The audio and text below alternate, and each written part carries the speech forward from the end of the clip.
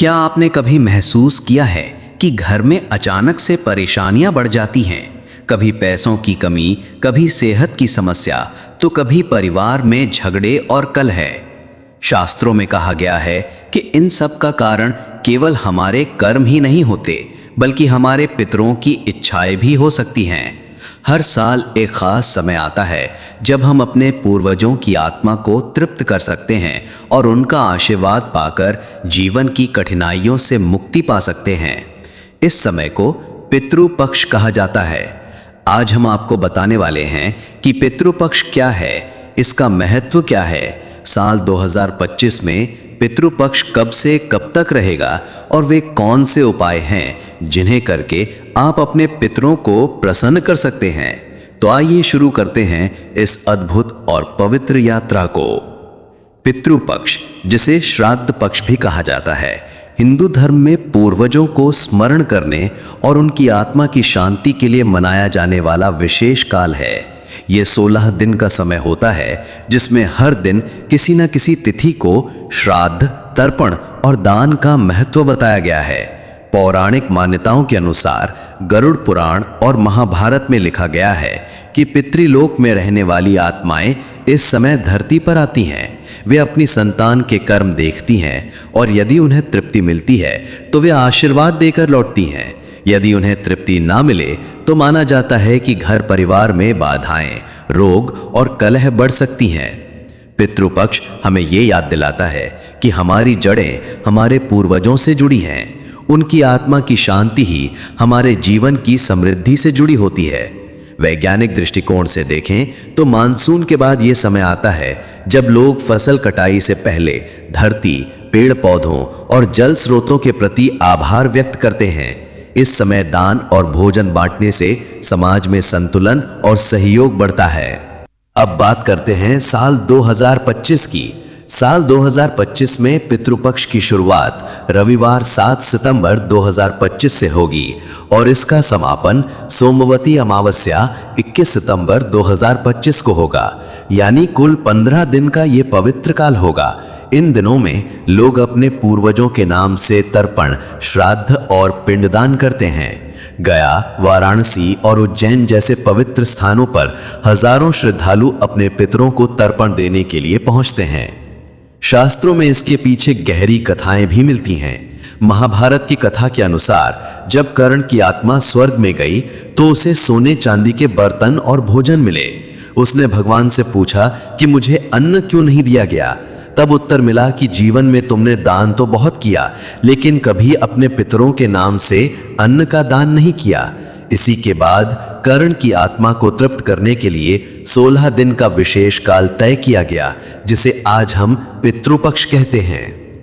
गरुड़ पुराण में भी स्पष्ट लिखा है कि पितृपक्ष में किया गया श्राद्ध और तर्पण सीधे पितरों तक पहुंचता है। यह आत्माओं की मुक्ति और संतानों की समृद्धि दोनों के लिए आवश्यक है।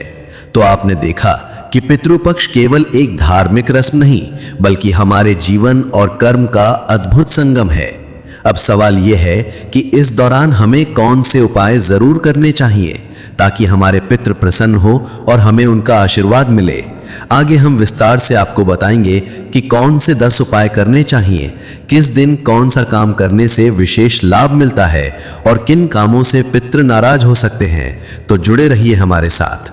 पितृपक्ष में सबसे पहला और सबसे महत्वपूर्ण उपाय है तर्पण करना। तर्पण का अर्थ है जल अर्पण। गंगा जल या स्वच्छ जल में तिल और कुश डालकर सूर्य देव और पितरों के नाम से जल अर्पण किया जाता है। मान्यता है कि जल ही जीवन है और जल अर्पित करने से पितरों की आत्मा को शांति मिलती है। यह क्रिया प्रातःकाल करनी चाहिए और इसे करते समय पितरों का स्मरण अवश्य करना चाहिए। दूसरा उपाय है पिंडदान। पिंडदान का महत्व शास्त्रों में सर्वोच्च बताया गया है। चावल, जौ, तिल और घी मिलाकर जो पिंड बनाए जाते हैं उन्हें पितरों को अर्पित किया जाता है। गया में पिंडदान का विशेष महत्व माना जाता है, लेकिन यदि वहां जाना संभव ना हो तो घर पर ही श्रद्धा भाव से पिंडदान किया जा सकता है। कहा जाता है कि पिंडदान से पितरों को तृप्ति मिलती है और वे अपने वंशजों को दीर्घायु और समृद्धि का आशीर्वाद देते हैं। तीसरा उपाय है भोजन का दान। पितृपक्ष में ब्राह्मणों, संतों और जरूरतमंदों को भोजन कराना विशेष रूप से फलदायी माना गया है। शास्त्रों में कहा गया है कि जब गरीब और संतुष्ट आत्माएं भोजन करती हैं तो उनका संतोष पितरों तक पहुंचता है। पौराणिक कथा है कि एक बार युधिष्ठिर ने पितरों के बारे में पूछा तो उन्हें बताया गया कि पितृपक्ष में भोजन का दान करने से ही पूर्वज प्रसन्न होते हैं। चौथा उपाय है अन्न और वस्त्र का दान। जिनके पास अन्न की कमी नहीं है उन्हें इस समय अन्न और वस्त्र दान अवश्य करना चाहिए। इससे पितरों को संतोष मिलता है और घर में अन्न व धन की कभी कमी नहीं रहती। कहा जाता है कि पितृपक्ष में किया गया दान 10 गुना फल देता है। पांचवा उपाय है दीपदान। संध्या के समय जल में तिल के तेल का दीपक प्रवाहित करना अत्यंत शुभ माना जाता है। इससे पितरों की आत्मा को प्रकाश मिलता है और अंधकार से मुक्ति मिलती है। गरुड़ पुराण में उल्लेख है कि दीपदान से पितर प्रसन्न होकर संतान को रोगों से मुक्ति और जीवन में स्थिरता प्रदान करते हैं। छठा उपाय है गौ सेवा। पितृपक्ष में गाय को भोजन कराना और उसकी सेवा करना बहुत पुण्यदायी होता है। यह माना जाता है कि गाय में सभी देवी देवताओं और पितरों का वास होता है। इसलिए पितृपक्ष में गाय को रोटी, गुड़ और हरा चारा खिलाने से पितर प्रसन्न होते हैं। सातवां उपाय है तुलसी और पीपल के वृक्ष की सेवा। पितृपक्ष में तुलसी और पीपल को जल चढ़ाना और उनकी पूजा करना विशेष महत्व रखता है। पीपल को पितरों का स्वरूप माना गया है और तुलसी को देवी लक्ष्मी का। इनकी सेवा से पितरों की आत्मा को शांति मिलती है और घर में धन संपत्ति बढ़ती है। आठवां उपाय है पितरों के नाम से ब्राह्मण भोज। यदि संभव हो तो पितृपक्ष में ब्राह्मणों को आमंत्रित करके विधि पूर्वक भोजन कराना चाहिए। यह पितरों को प्रसन्न करने का सबसे सीधा और प्रभावी तरीका है। कहा जाता है कि यदि ब्राह्मण प्रसन्न होकर आशीर्वाद देता है तो वह आशीर्वाद पितरों के आशीर्वाद के समान होता है। नौवां उपाय है जप और मंत्रों का उच्चारण। पितृपक्ष में विष्णु सहस्त्र नाम, गरुड़ पुराण और पितृ गायत्री मंत्र का पाठ करने से विशेष पुण्य मिलता है। यह पितरों की आत्मा को दिव्य ऊर्जा प्रदान करता है। अगर किसी कारण से दान या भोजन कराना संभव ना हो तो केवल मंत्र जप भी पितरों को तृप्त करता है। 10वां उपाय है पितृक कथा और श्रवण। इस समय धार्मिक ग्रंथों का पाठ और श्रवण करना भी अत्यंत फलदायी होता है। जैसे महाभारत में पितरों की कथा, गरुड़ पुराण और रामायण के वे प्रसंग जहां पितरों का उल्लेख है। इनके श्रवण से पितरों की आत्मा को बल मिलता है और परिवार पर उनका आशीर्वाद बना रहता है। इन उपायों के अलावा कुछ विशेष सावधानियां भी बरतनी चाहिए। पितृपक्ष में किसी का अपमान न करें, झूठ न बोलें, शराब या मांस का सेवन न करें और वृक्ष या पशुओं को हानि न पहुंचाएं। ये सब कर्म पितरों को अप्रसन्न करते हैं और जीवन में बाधाएं उत्पन्न करते हैं। तो आपने देखा कि पितृपक्ष में किए गए ये छोटे छोटे उपाय कितने बड़े प्रभाव डाल सकते हैं। इनसे न केवल हमारे पितर प्रसन्न होते हैं बल्कि हमारे जीवन की सारी परेशानियां भी धीरे धीरे दूर होने लगती हैं। पितृपक्ष के दौरान श्राद्ध और तर्पण करने की प्रक्रिया भी बहुत सरल है। इसे हर कोई अपने सामर्थ्य के अनुसार कर सकता है। सुबह स्नान करने के बाद स्वच्छ वस्त्र धारण करके पितरों का ध्यान करना चाहिए। उसके बाद पवित्र कुशा, तिल और जल से तर्पण किया जाता है। तर्पण करते समय सूर्य देव की ओर मुख करके जल अर्पण करना चाहिए और पितरों का नाम लेते हुए उन्हें याद करना चाहिए। यदि नाम याद ना हो तो भी सर्वपितृभ्यः स्वधा कहकर जल अर्पित किया जा सकता है। श्राद्ध में भोजन बनाकर ब्राह्मणों को आमंत्रित कर उन्हें श्रद्धापूर्वक भोजन कराना और दक्षिणा देना भी आवश्यक माना जाता है।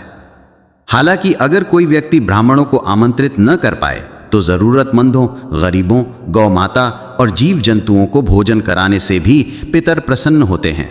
असल में पितृपक्ष का सार ही यही है कि हम अपने पूर्वजों की स्मृति में परोपकार करें और पुण्य अर्जित करें। पितृपक्ष के समय कुछ खास मंत्रों का उच्चारण भी किया जाता है, जैसे ओम पितृभ्यः स्वधा या ओम सर्व पितृभ्यः नमः। इन मंत्रों के माध्यम से हम अपने पितरों को स्मरण करते हैं और उन्हें तृप्त करने का प्रयास करते हैं। कहा जाता है कि केवल सच्चे भाव से किया गया श्राद्ध ही पितरों तक पहुंचता है। पितृपक्ष की ये परंपरा हजारों वर्षों से चली आ रही है। महाभारत में भी पितरों का महत्व बताया गया है। भीष्म पितामह ने युधिष्ठिर को पितृधर्म की महत्ता समझाते हुए कहा था कि पितरों का सम्मान करने से मनुष्य की आयु, विद्या, यश और धन में वृद्धि होती है। इसी तरह गरुड़ पुराण और पद्म पुराण में भी पितृपक्ष का विस्तृत वर्णन मिलता है। आज की भागदौड़ भरी जिंदगी में लोग अक्सर अपने पूर्वजों को याद करना भूल जाते हैं, लेकिन पितृपक्ष का समय हमें ये मौका देता है कि हम रुककर उन आत्माओं को स्मरण करें जिनकी वजह से हम अस्तित्व में हैं। ये केवल एक धार्मिक कर्तव्य नहीं है, बल्कि ये हमारी संस्कृति और हमारी जड़ों से जुड़ने का माध्यम है। पितृपक्ष का महत्व केवल धार्मिक दृष्टि से नहीं, बल्कि आध्यात्मिक और सामाजिक दृष्टि से भी बहुत गहरा है। जब हम अपने पितरों को याद करते हैं और उनके लिए प्रार्थना करते हैं, तो हमारे भीतर विनम्रता, कृतज्ञता और जिम्मेदारी की भावना विकसित होती है। ये हमें ये भी सिखाता है कि जिस प्रकार हम अपने पूर्वजों का सम्मान करते हैं, उसी प्रकार आने वाली पीढ़ियां भी हमारा सम्मान करेंगी। इसलिए पितरों को तृप्त करना, उनका आशीर्वाद प्राप्त करना और उनके प्रति श्रद्धा प्रकट करना हम सभी का कर्तव्य है। अगर आपको ये जानकारी उपयोगी लगी हो तो वीडियो को लाइक करें और चैनल को सब्सक्राइब जरूर करें। साथ ही इस वीडियो को ज़्यादा से ज़्यादा लोगों तक शेयर करें ताकि हर कोई पितृपक्ष का महत्व समझ सके और अपने पूर्वजों को याद कर सके। कमेंट सेक्शन में हमें ये भी बताइए कि आप पितृपक्ष के समय कौन कौन से नियमों का पालन करते हैं। आपका अनुभव और आपकी श्रद्धा दूसरों के लिए प्रेरणा बन सकती है। अगर आपके पास पितृपक्ष से जुड़ी कोई और जानकारी है तो वो भी हमारे साथ शेयर करें। हमें प्रतीक्षा रहेगी। धन्यवाद।